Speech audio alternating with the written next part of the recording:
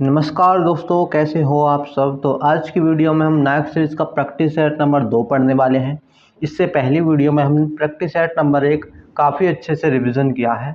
आज हम practice set number 2 का रिवीजन करने वाले हैं, जो कि नायक सीरीज़ का है, जो नवीन सर द्वारा कराई गई सीरीज़ है।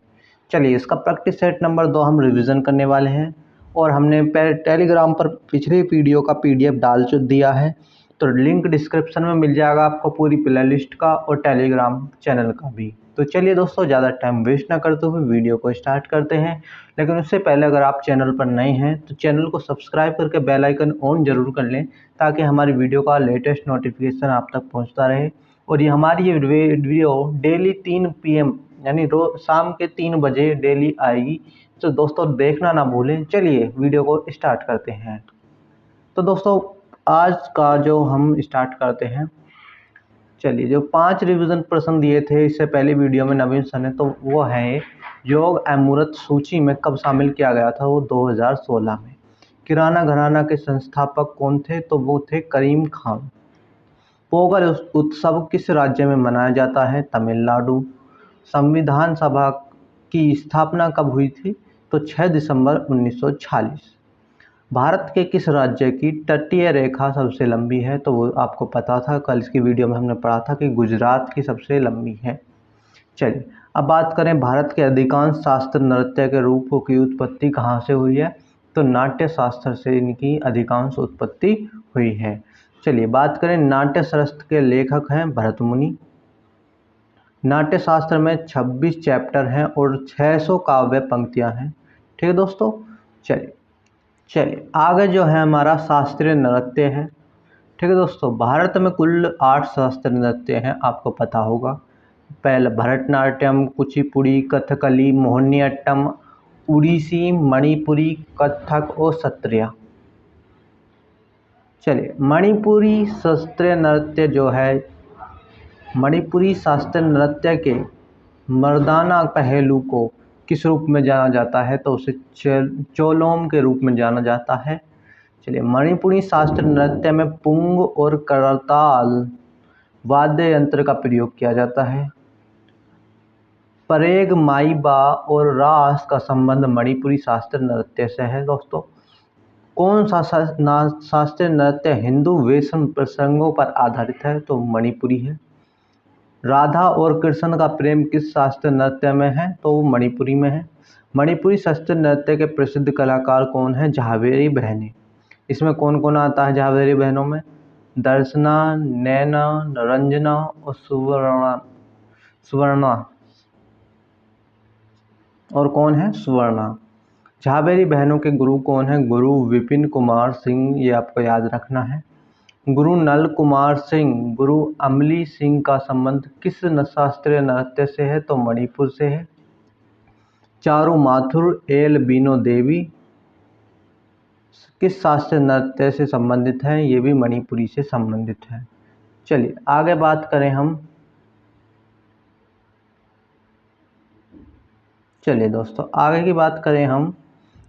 निर्मला मेहता और सविता मेहता किस शास्त्रीय नृत्य से संबंधित है, तो ये भी मणिपुरी से संबंधित है।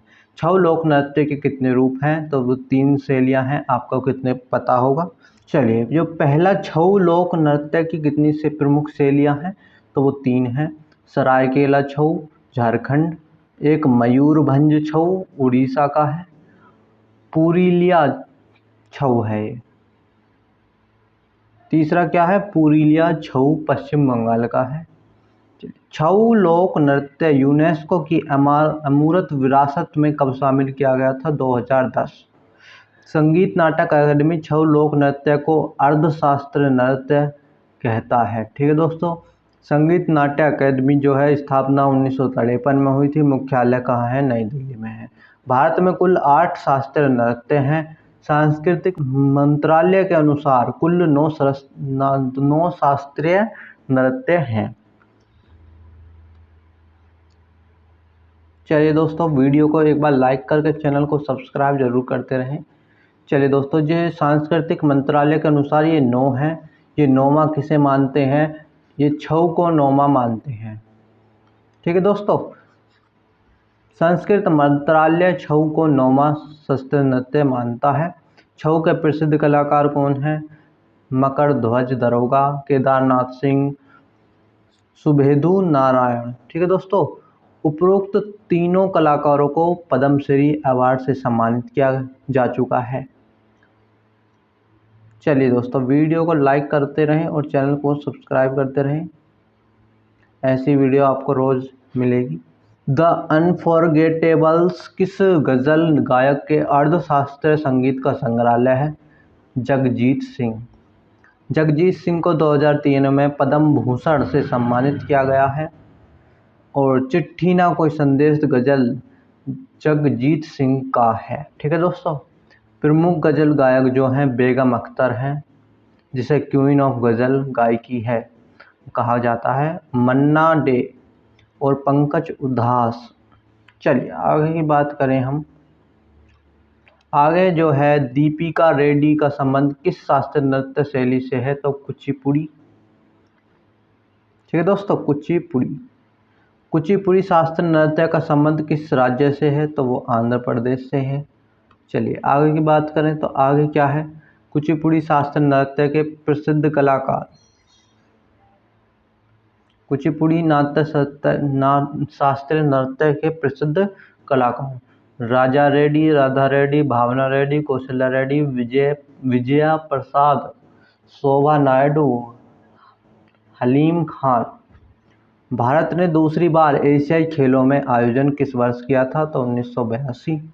भारत ने दूसरी बार 9वें एशियन गेम्स 1982 की मेजबानी की थी। 9वें एशियन गेम्स 1982 का शुभारंभ अप्पू हाथी। 9वें एशियन गेम्स 1982 में भारत की रैंक जो थी वो 5 थी। पहला एशियाई गेम जो था 1951 में नई दिल्ली। पहले एशियाई गेम सेरेमनी का उद्घाटन डॉक्टर राजेंद्र प्रसाद द्वारा किया गया था। चलिए दोस्तों आगे बढ़ते हैं हम। आगे की बात करें तो आगे क्या है?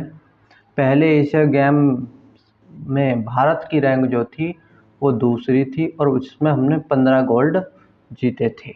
चलिए, पहले एशियाई गेम्स में शीर्ष स्थान पर जापान था 24 गोल्ड के साथ। दूसरा एशिया गेम 1954 मनीला फिलीपींस। तीसरा एशियन गेम 1958 टोक्यो जापान। ठीक है दोस्तों, पहले और दूसरे एशियाई गेम के बीच कितने साल का अंतर था? तो 3 साल का अंतर था। एशिया गेम्स 2023 की बात करें तो संस्मरण 19वां था। आयोजन जो है होंगझाऊ चीन में हुआ था। चलिए, शुभंकर जो है इसके चेचेन कांगकॉन और लिया लियन। चलिए आगे बात करें हम। आगे की बात करें तो हम उद्घाटन समारोह में जो ध्वजवाहक थे वो कौन थे? उद्घाटन समारोह में ध्वजवाहक जो थे लवीन बोरगोहेन, हरमनप्रीत। ठीक है दोस्तों, समापन समारोह में ध्वजवाहक थे PR श्रीजेश। चलिए, पहला गोल्ड पदक 10 metre air rifle shooting. Aishwarya Tomar और रुद्रांश पाटिल दिव्यांश पावर। ठीक है दोस्तों, भारत ने 28 स्वर्ण, 38 रजत और 41 कांस्य समेत कुल 107 पदक जीते थे। भारत ने कुल 107 पदक जीतकर पदक तालिका में चौथा स्थान हासिल किया था। पदक तालिका में प्रथम स्थान चीन का था। एशियाई गेम्स 2022 में भारतीय हॉकी टीम ने कौन सा पदक जीता? गोल्ड पदक जीता।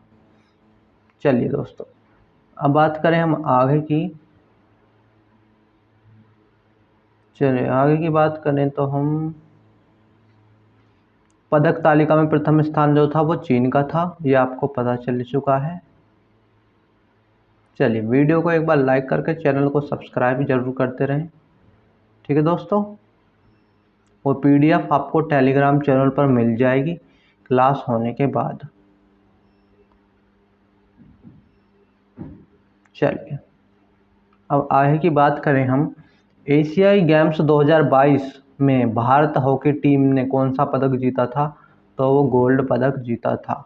एशियाई गेम्स 2022 में भारत महिला और पुरुष कबड्डी और क्रिकेट टीम ने गोल्ड पदक जीता। पैरा एशियन गेम्स 2023 संस्मरण कौन सा था? चौथा आयोजन होंगझाऊ चीन में। शुभंकर जो था फेई।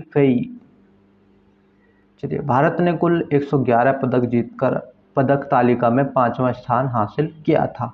इस प्रतियोगिता में भारत ने अब तक का सर्वश्रेष्ठ प्रदर्शन करते हुए 29 स्वर्ण, 31 रजत और 51 कांस्य सहित 111 पदक जीते।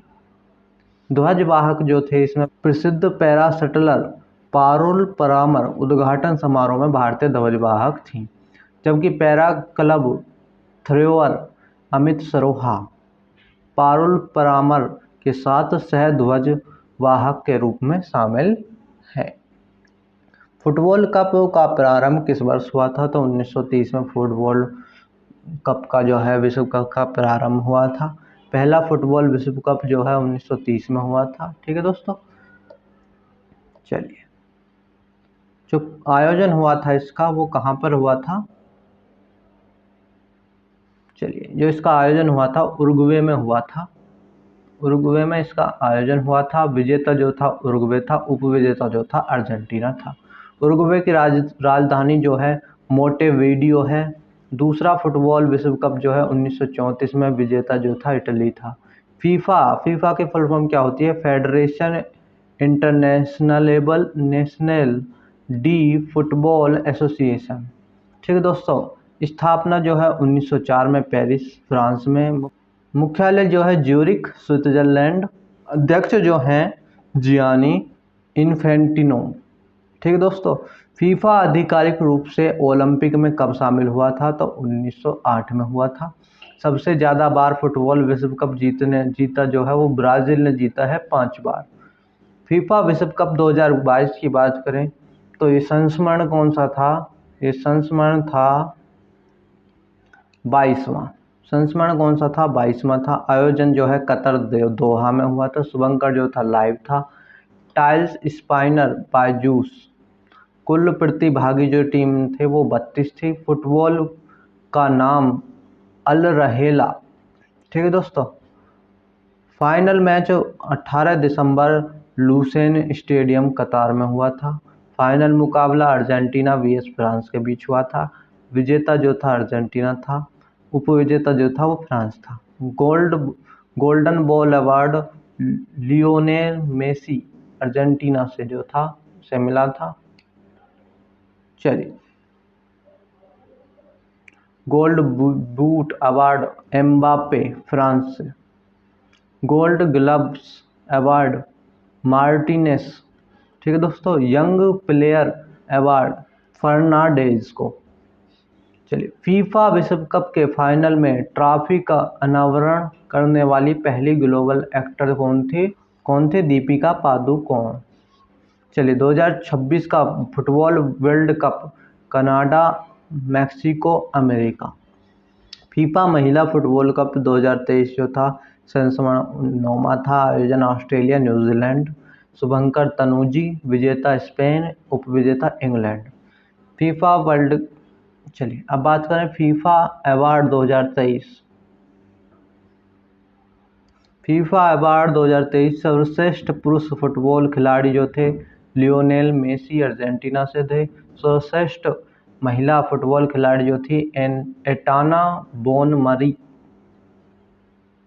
चलिए, FIFA fair play award Brazil की राष्ट्रीय टीम। साल का बेस्ट मेंस गोलकीपर जो था, साल का बेस्ट मेंस गोलकीपर एंडरसन। प्रथम राष्ट्रमंडल कॉमनवेल्थ खेलों का आयोजन किस वर्ष हुआ था? 1930 हैमिल्टन कनाडा में। दूसरा कॉमनवेल्थ गेम जो है 1934 में लंदन में हुआ था। सबसे ज़्यादा कॉमनवेल्थ गेम का आयोजन कहाँ हुआ? ऑस्ट्रेलिया में 5 बार। 2030 में 100 साल पूरे होने पर कॉमनवेल्थ गेम का आयोजन हैमिल्टन कनाडा में किया जाएगा। ठीक है दोस्तों, भारत में कॉमनवेल्थ गेम का आयोजन कब हुआ था? 2010 में हुआ था, नई दिल्ली। 22 में कॉमनवेल्थ गेम 2022 में भारत की रैंक चौथी थी। भारत ने इसमें 22 गोल्ड, 16 सिल्वर, 23 कांस्य पदक के साथ 61 पदक जीते थे। नरेंद्र मोदी ए पॉलिटिक्स बायोग्राफी किसके द्वारा लिखी गई है? HND मैरिनो ब्रिटिश लेखिका हैं। 9x9 दमन सिंह। सुपर सेंचुरी पुस्तक जो है राघव बहल। चलिए, नरेंद्र मोदी की प्रमुख पुस्तक हैं एग्जाम वॉरियर, ज्योतिपुंज पुस्तक, Sakshi Bhav, letter to mother, एडोब ऑफ लव, सोशल हार्मनी पुस्तक। इंडिया अर्थात भारत राज्यों का एक संघ होगा। भारतीय संविधान में यूनियन शब्द किस देश से संविधान से ग्रहण किया गया है? तो कनाडा से। संघात्मक व्यवस्था और अवशिष्ट शक्तियों का कनाडा से लिया गया है। ठीक है दोस्तों, भारतीय संविधान के प्रमुख स्रोत जो हैं, जो अमेरिका से लिए गए हैं, वो क्या क्या हमने अमेरिका से लिया है वो हम देखते हैं। ये इम्पोर्टेंट है, आपको याद रखना। अमेरिका से जो हम लिए हैं, न्याय पुनर्वलोकन, मौलिक अधिकार, उपराष्ट्रपति का पद, राष्ट्रपति पर महाभियोग की प्रक्रिया। उपराष्ट्रपति पर महाभियोग की जो प्रक्रिया है वो भी हमने अमेरिका से ली है। स्वतंत्रता न्यायपालिका, स्वतंत्र न्यायपालिका विधि का समान संरक्षण जो है ये भी हमने अमेरिका से लिया है। नीति निर्देशक सिद्धांत आयरलैंड के अनुच्छेद 45 से लिए हैं। राष्ट्रपति का निर्वाचन जो है आयरलैंड से है। शैक्षिक संस्थाओं के लिए राज्य द्वारा अनुदान आयरलैंड से है। राष्ट्रपति द्वारा राज्यसभा में 12 सदस्यों का मनोनयन जो है ये आयरलैंड से लिया गया है। एकल नागरिकता हमने यूके से ली है और संसदीय प्रणाली भी हमने यूके से ली है। विधि के समक्ष समानता जो हमने इंग्लैंड से, विधि द्वारा स्थापित प्रक्रिया जापान से, मौलिक कर्तव्य हमने रूस से लिए हैं। ठीक है दोस्तों, मौलिक कर्तव्य हमने रूस से लिए हैं। आपातकालीन शक्तियां हमने जर्मनी। ठीक है दोस्तों, संविधान संशोधन प्रक्रिया साउथ अफ्रीका से ली है। केंद्र की अवशिष्ट शक्तियां जो हमने कनाडा से ली हैं। भारत के संविधान में समवर्ती सूची की अवधारणा कहाँ से ली गई है? ऑस्ट्रेलिया के संविधान से ली गई है। प्रस्तावना की भाषा कहाँ से ली है? ऑस्ट्रेलिया से। संयुक्त बैठक अनुच्छेद 108 में कहा 108 कहाँ से लिया गया है? ये भी ऑस्ट्रेलिया से लिया गया है। चलिए, मौलिक कर्तव्य की बात करें हम। मौलिक कर्तव्य भाग 4A में अनुच्छेद 51A में है। मूल संविधान में मौलिक कर्तव्य का उल्लेख नहीं है। मौलिक कर्तव्य रूस के संविधान से लिए गए हैं। मौलिक कर्तव्य स्वर्ण सिंह समिति की सिफारिश पर लिए गए हैं। भारतीय संविधान में 10 मौलिक कर्तव्य को 42वें संविधान संशोधन 1976 के द्वारा शामिल किया गया था। चलिए, वर्तमान में भारतीय संविधान में 11 मौलिक कर्तव्य हैं। 86वें संविधान संशोधन 2002 के द्वारा 11वां मौलिक अधिकार शामिल किया गया। चलिए आगे बात करें हम। वीडियो को एक बार लाइक करके चैनल को सब्सक्राइब जरूर करते रहें। आगे बात करें, स्वतंत्रता, समानता और बंधुता कहाँ से लिया गया है? फ्रांस की क्रांति से लिया गया है। फ्रांस की क्रांति जो थी वो 1789 से 1799 तक। पंचवर्षीय योजना कहाँ से लिया गया है? रूस से ली गई है।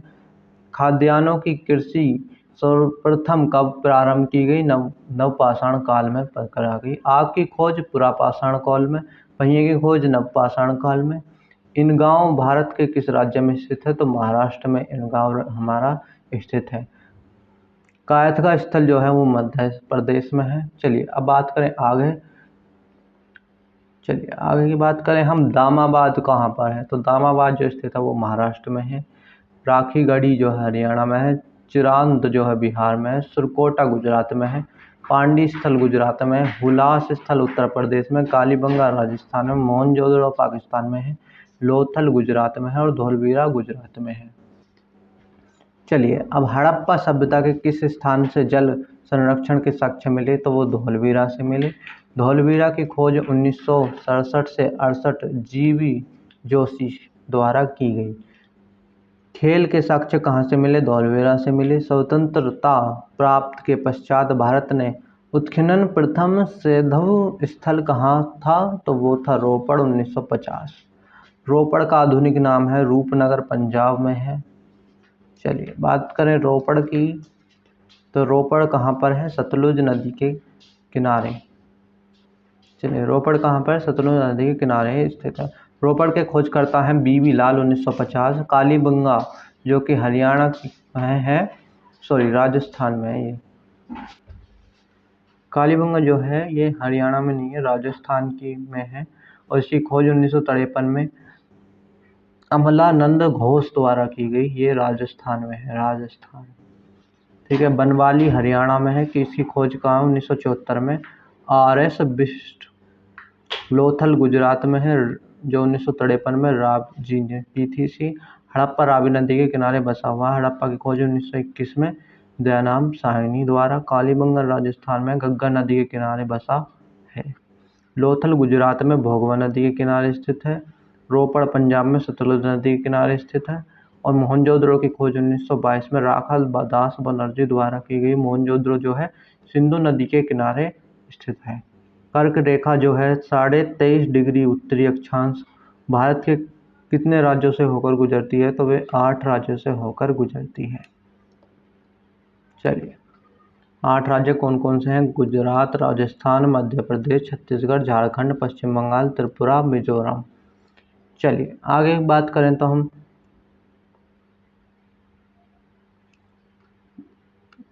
कर्क रेखा जो है 23.5 डिग्री उत्तरी अक्षांश रेखा भी कहते हैं। इसको 23.5 डिग्री उत्तरी अक्षांश रेखा भी कहते हैं कर्क रेखा को। कर्क रेखा के सबसे नज़दीकी शहर जो है वो रांची है। भारत मानक समय यमोत्तर के सबसे नज़दीक स्थित शहर कौन सा है? वो मिर्ज़ापुर है।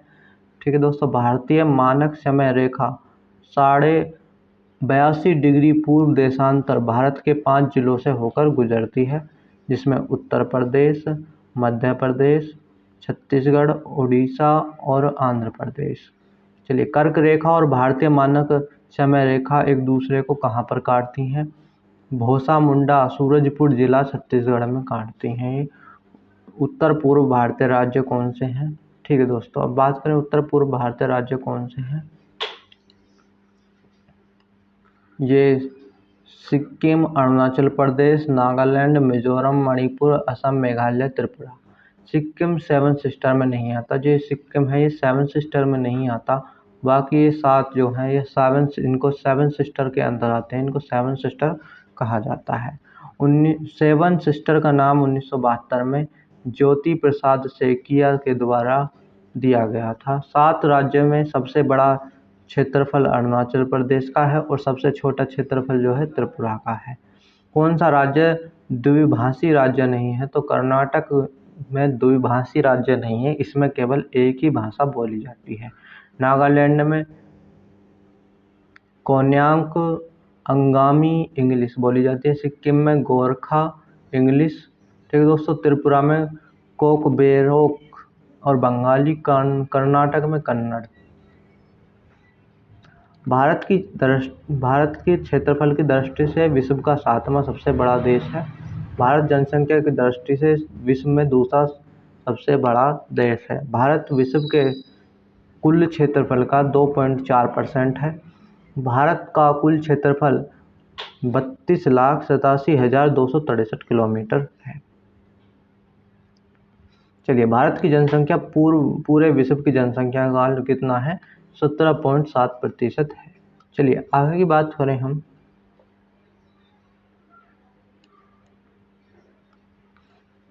कर्क रेखा देश के बीच गुजराती है, जो अक्षांश से विस्तार को 2 बराबर भागों में बांटती है। भारत उष्ण और उपोष्ण कटिबंधीय क्षेत्र में स्थित है। ठीक है दोस्तों, किस पंचवर्षीय योजना ने ज़्यादा तेज धरणीय एवं समावेशी समृद्धि पर जोर दिया था? तो 12वीं पंचवर्षीय योजना 2012 से 17। 12वीं पंचवर्षीय योजना का लक्ष्य था 8.2% और प्राप्त कितना हुआ था? 6.8%। 12वीं पंचवर्षीय योजना का उद्देश्य 90% परिवारों को बैंकिंग सेवाओं से जोड़ना था। 12वीं पंचवर्षीय योजना समय से पूर्व ही समाप्त कर दी गई थी। अनवरत योजना रोलिंग प्लान जो भारत में कब लागू हुआ था? 1 अप्रैल 1978 में। किस पंचवर्षीय योजना के दौरान खादी एवं ग्राम उद्योग आयोग का गठन किया गया था? तो दूसरी पंचवर्षीय योजना 1956 से जो चालू हुई थी 1961 तक। चलिए आगे की बात करें हम।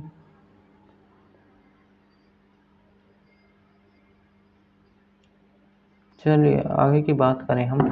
KVIC खादी एवं ग्रामोद्योग आयोग, इसका स्थापना जो 1956 में हुआ था। मुख्यालय मुंबई महाराष्ट्र में। अध्यक्ष जो है मनोज कुमार है। यह MSME मंत्रालय के अंतर्गत कार्य करता है। पहली पंचवर्षीय योजना हेराल्ड डोमर मॉडल पर है। दूसरी PC महान लोबिस मॉडल पर है। तीसरी जो है S चक्रवर्ती मॉडल पर है। चौथी जो है अशोक रुद्र मॉडल पर है। पांचवी DP धर मॉडल पर है। और छठी जो है DT लकड़वाला समिति। 11वीं और 12वीं जो है C रंगराजन समिति पर है। किस पंचवर्षीय योजना का मुख्य उद्देश्य गरीबी हटाओ था? तो 5वीं पंचवर्षीय योजना 1974 से 78। चलिए आगे की बात करें हम। मोरारजी देसाई ने इसे रद्द कर दिया। ठीक है दोस्तों। 5वीं पंचवर्षीय योजना में 20 सूत्र कार्यक्रम लागू किया गया था। 5वीं पंचवर्षीय योजना में न्यूनतम आवश्यकता कार्यक्रम शुरू हुआ। 5वीं पंचवर्षीय योजना में काम के बदले अनाज कार्यक्रम शुरू हुआ था। 5वीं पंचवर्षीय योजना का लक्ष्य 4.4 था और प्राप्त कितना हुआ था? 4.8। ध्वनि की प्रबलता किस में मापी जाती है? डेसिबल में। वेग का मात्र मीटर पर सेकंड। तन्यता का मात्र एंगस्ट्रॉम।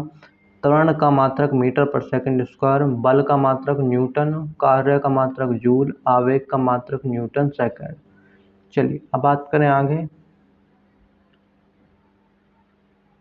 चलिए बात आगे करें। स्वर्णकारों द्वारा प्रयोग में आने वाला एक्वेरिया, जिसे अम्लराज कहते हैं, किससे मिलकर बना हुआ होता है? वो नाइट्रिक अम्ल HNO3 और हाइड्रोक्लोरिक अम्ल, जिसे हम HCl बोलते हैं, इससे मिलकर बना हुआ होता है। चलिए अब आगे बात करें हम। अम्लराज में नाइट्रिक अम्ल और हाइड्रोक्लोरिक अम्ल कितने के अनुपात में होता है? तो ये 1 और 3 के अनुपात में होते हैं। pH पैमाने की खोज किसने की थी? सोरेनसन ने की थी। ताप बढ़ने पर pH मान क्या होता है? कम होता है। ठीक है। दूध का pH मान कितना होता है? 6.4 से 6.8 तक होता है। HCl का pH मान न्यूनतम 0 के नज़दीक होता है। ठीक है दोस्तों। बात करें हम। नींबू का pH मान 2.2 से 2.4। शुद्ध जल और नमक का pH मान 7 होता है। रक्त का pH मान 7.4। आंसू का 7.4। समुद्री जल का 8.4। सोडियम हाइड्रोक्लोराइड NaOH जिसे हम बोलते हैं, इसका pH मान होता है 14। इसका सबसे 14 होता है, इसका सबसे अधिक pH मान होता है। चलिए B कॉम्प्लेक्स में कितने विटामिन होते हैं? तो इसमें 8 विटामिन होते हैं। बात करें 8 कौन कौन से होते हैं। B1 जिसे thiamine, B2 riboflavin, B3 niacin, B7 biotin, B9 folic acid. Vitamin B1 की कमी से बेरी होता है। विटामिन D की कमी से सूखा रोग होता है। विटामिन K की कमी से रक्तस्राव होता है। ठीक है दोस्तों। विटामिन B3 नियासिन की कमी से पेलांग रोग होता है। विटामिन E की कमी से बांझपन रोग होता है। विटामिन A की कमी से रतौंधी। विटामिन C की कमी से स्कर्वी। पूर्वोत्तर भारत के पहले नेचुरोपैथी हॉस्पिटल की नींव कहाँ पर रखी गई है? डिब्रूगढ़ असम में है। इसका उद्घाटन आयुष मंत्रालय सर्बानंद सोनोवाल ने किया। चलिए असम की राजधानी बात करें हम। असम की राजधानी क्या है? दिसपुर।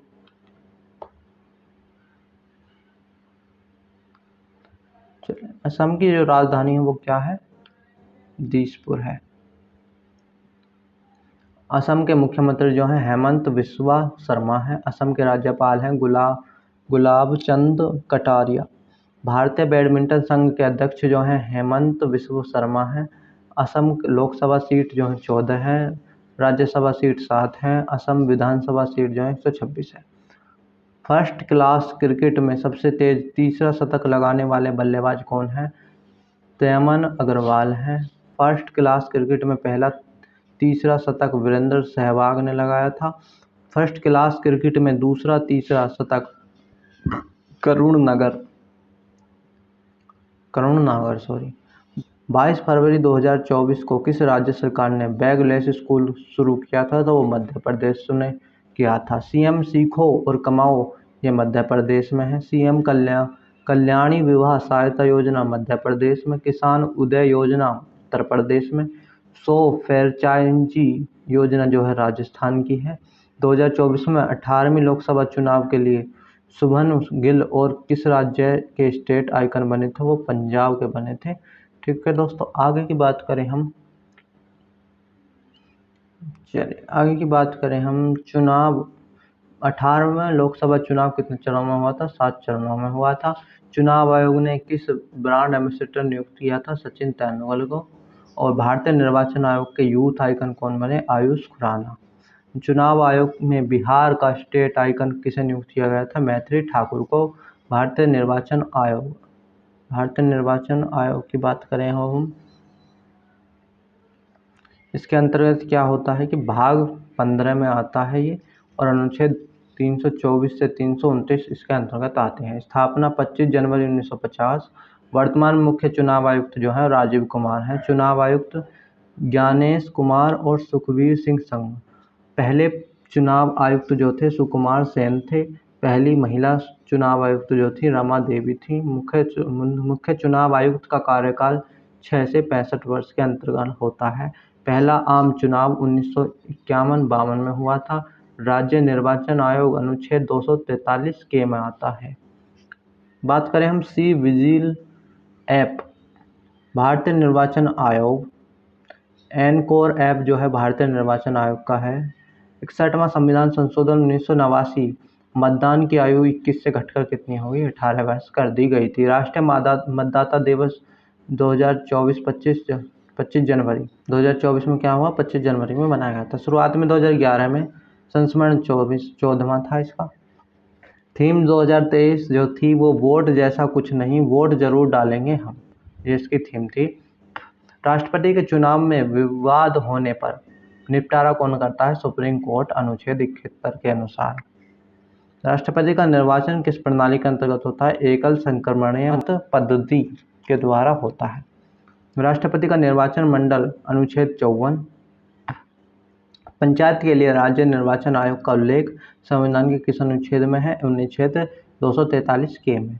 मतदान की उम्र 21 से 18 वर्ष किस संशोधन से की गई थी? 61वां संविधान संशोधन 1989। चलिए आगे की बात करें हम। चलिए दोस्तों, आज की वीडियो में इतना ही था। मिलते हैं तब तक एक नई वीडियो के साथ, लेकिन वीडियो को अंत तक जरूर देखें और वीडियो को लाइक करके चैनल को सब्सक्राइब कर लें जो भी देख रहे हैं। और इसकी PDF हम टेलीग्राम पर अपडेट कर देंगे कुछ समय बाद। वीडियो को एक बार पूरा वॉच करके टेलीग्राम पर PDF पढ़ लेना। तब तक के लिए धन्यवाद। जय हिंद।